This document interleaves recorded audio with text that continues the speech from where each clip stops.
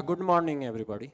I'm a little nervous with two excellent speakers, and as an academic, I have some kind of, problem. I mean, some kind of challenges. I use lots of jargons, and this is one of the challenges for me to speak here today.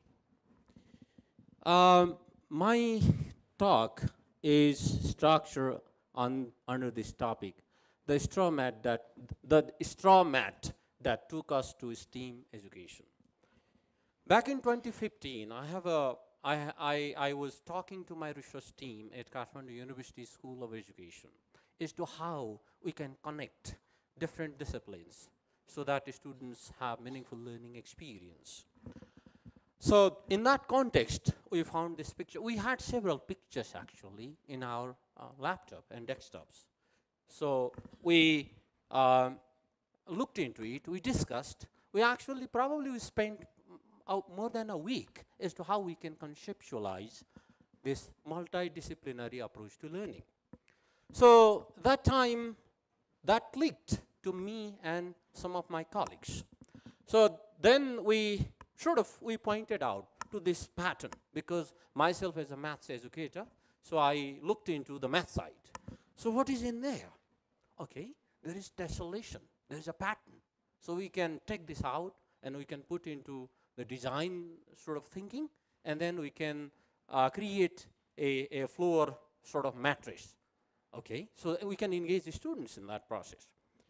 Likewise, we can also engage the students in looking into the haystack that has been used to make this straw mat.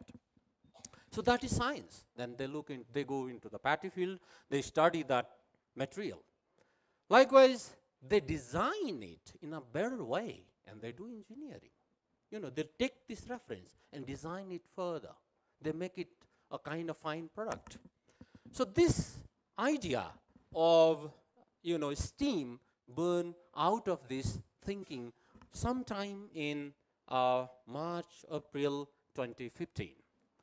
And we also look into, we discuss further that actually this can, students can also be involved in marketing, in prototyping, in designing and prototyping. This is the raw material. They can make other designs out of it. What would look like a classroom if you use these materials, these locally available materials in our rural Nepali public schools?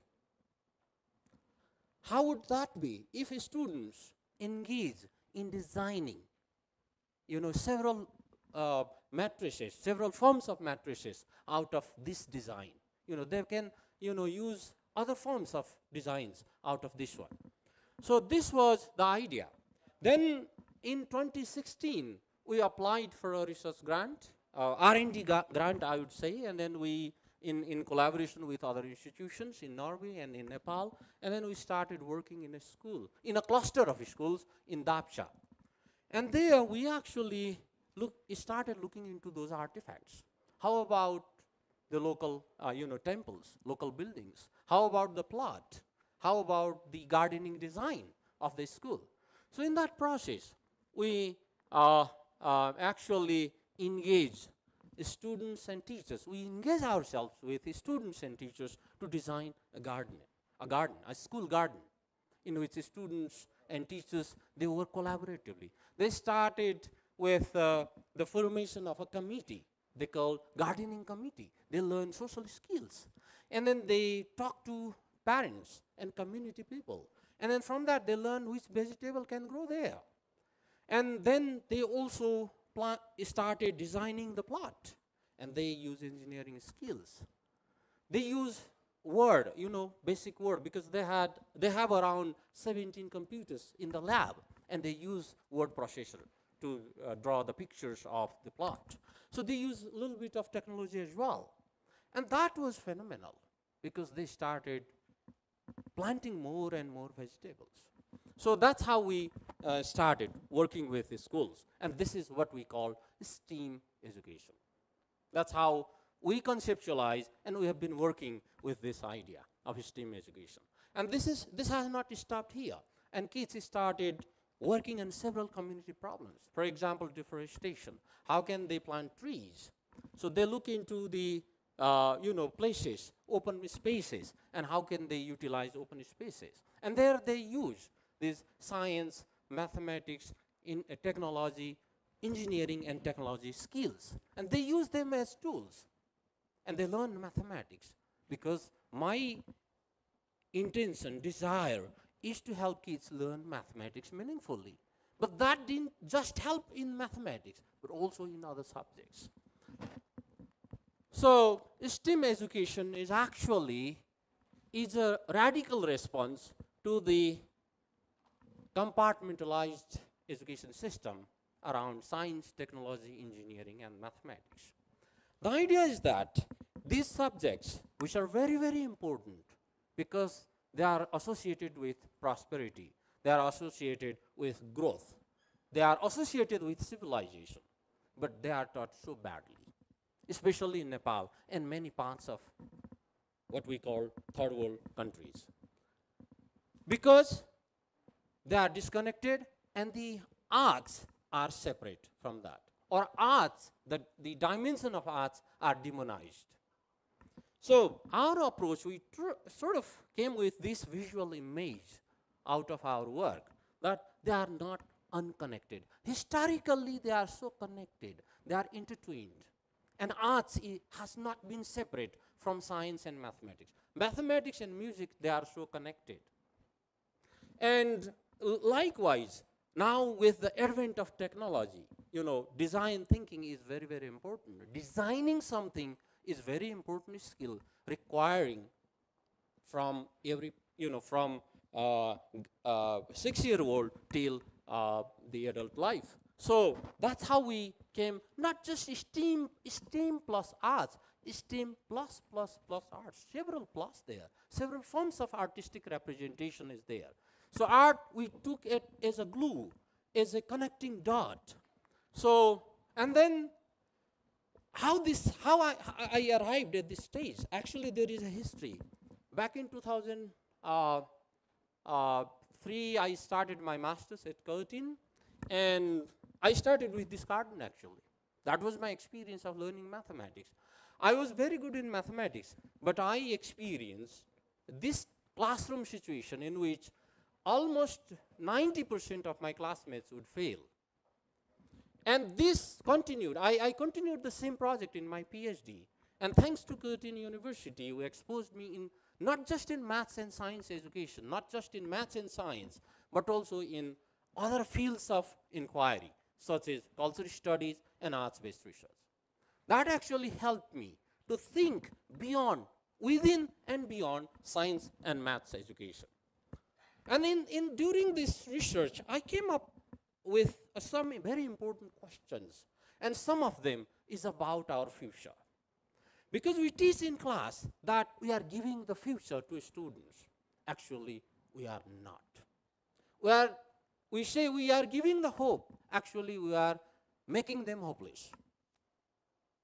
Because of the nature of maths and science that goes inside our classroom, that is very much, imposing, and that is very much disengaging. Students would not be able to engage in that one. So they end up rote memorizing the definition, formula, so on and so forth. So actually our assumptions as educators and teachers, and also as parents, we tend to think that the future is given. The future is given to children, as if it's somewhere else and we are putting in front of them. Instead, the question would be, are futures created? And next, who creates these futures? Who is the person who creates this future? Is the teacher or the students? Is the learner? So I put this, I colored red. The front color is red because I like this question. I didn't like the first one. The future is not given. There is no the future as such. There are many futures. So then why these two questions are left behind? Because of the idea of our education with the notion of departmental silos. So this is maths, this is science, this is physics, this is chemistry, and this is arts, and this is design, this is engineering, this is medical science. So this is how we have been actually focusing on the other side of the negative side of the education. So these departmental silos, they do not contribute to interactive, creative, and meaningful learning because they are decontextualized. They are contextualized within their disciplines rather than in the socio-political context, socio-cultural context. For example, if we study mathematics, let's say factorization, if we have a context of application, then we can better understand. If we have a physics problem, physics numerical problem, if it has a context outside of physics, it makes better sense. So is the case of many engineering problems as well, many other problems related to the area of sciences. So they have been like more liturgical subjects rather than more creative and empowering, enabling subjects. So, and then we continue our work then. So this is the assumption that why we came with, this is the reason why we came with the idea of STEAM education. Then we continue to work in public schools. For example, with Nepali teachers. Nepali teacher one day came to us. Sir, how can I teach? कसरी पढाउने होला? कवितै कविता छ, तपाई STEAM भन्नुहुन्छ. How can I do STEAM? With Nepali, with kavita, with poetry. For example, you रुखको बारेमा, प्लान्टको बारेमा कविता छ. Then, okay, so why don't you take your students to observe the plant outside the classroom? Engage them in different parts of the plant. Discuss with science teachers. Or study yourself something about science. It's grade 5. No problem. You can find some resources. If you need one, I can give you. And then why don't you engage them in painting and coloring a plant? And likewise, why don't you ask them to count the word? Because there are certain meter and rhythm in that poetry. So they learn mathematics. You know, they learn certain patterns. And by that pattern, if you connect with that pattern, that is group theory in mathematics. We talk about group theory, you know, and in an abstract sense that can be connected with powerful mathematical ideas. And then they design a plot. You know, they convert poetry into a story probably. They can be a little creative. And they can convert the poetry into drama, something like that, or a monologue. So in this way, we also discuss, you know, this is what we've been doing with Nepali teachers. Actually, in our idea, in our research program, this is not a mechanical mix, actually. This is more synergistic mix. What we mean by this is that A plus B is more than the combination of A and B. It is like, it's not 2 plus 2 is equals to 4, it's more than 4. Because this combination effect, you know, in many sciences you'd probably study combination effect, is more than what is mechanically added. So that's how we do. That's why we can work with a plethora of possibilities. So then, what we have been facing as far as school education, as far as the achievement in mathematics is concerned, achievement in mathematics and science is concerned in school living certificate examination, historically if you see that, the achievement is very low. Achievement is very low. We continue to test. We have several exams, but achievement is very, very low. Because our major focus is, you can see in this cartoon, that I see you did well in schools, but what real world skills do you have? Test. I can take tests. That's the skill we have. That's the skill. As far as maths and science education is concerned, that's the skill we are imparting. And that is not giving the hope. That is not helping our students, our children, to create their future. Rather, we are imposing our future on them. So why STEAM then? So because there are problems, real world problems, than the problems in the textbook. Because the learner has potential, as earlier presenters already talked about it, that creativity is very important. The way how you approach any question is very important. Then the learner is very important, not just the teacher, not just the educator, but the person who is going to receive education is very important. And context is very important. Not just the content, but context is very, very important, because we connect context and then we solve the problem. And also skills. What type of skills? For example, in maths, we have these skills of algorithmic problem solving. So you have these steps, that steps, in conventional sense. I'm not talking about this type of skills. I'm talking about what we call 21st century skills. Communication, collaboration, critical thinking, and so on and so forth. So these are the skills. These are called soft skills. They are more important than your ability to do factorization. They are more important than your ability to define certain theorem or something like that. So that's why we need STEAM. So arriving at this stage, toward the end of my presentation, that what we have been working with municipalities around Nepal, that we need this kind of school actually, where these are the key features. Collaborative. The school has to develop a collaborative culture among and across the departments, among and across the teachers, and they have to be communicative. They have to talk to each other. They have to make plan, and also they need to be critical, and they need to help learners to be critical, students to be critical, and also they need to be creative, not just teaching textbooks. And likewise, this is actually guided by the vision of holistic education. It's not just one dimension. There are several dimensions in our life. There are several dimensions in our educational process that we need to inculcate. And likewise, the learners have to be active. It's not passive. It's not disengaged. It's not sleepy learners. It's the active learners. And also cooperative and facilitative teachers. If the teachers, they are interested in imposing their agenda or teaching content, they cannot be cooperative teachers. They need to be, they need to have the philosophy of teaching humans, not teaching subjects. Because lots of our teaching idea is guided by the notion that we teach subjects. I'm a math teacher, I'm a science teacher.